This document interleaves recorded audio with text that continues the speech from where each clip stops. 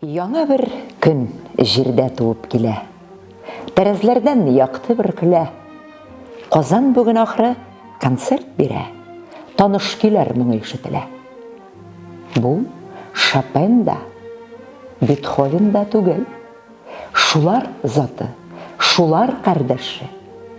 Бу татарның җир табигать биргән кабатланмас мәшһүр сәйдәше. Бу көйләрдә көн батышта, көн чыгышта түгел, үз аһәңе шушы якларның. Бу көйләрдә мин тарихын укыйм, кан тибешен тоям татарның. Туган якның табигатын таныйм бу көйләрдән сәйдәш моңыннан. Кыйгачлатып әнә киек кошлар күтәрелә кандыр буеннан. Туган якның болыннарын күрәм.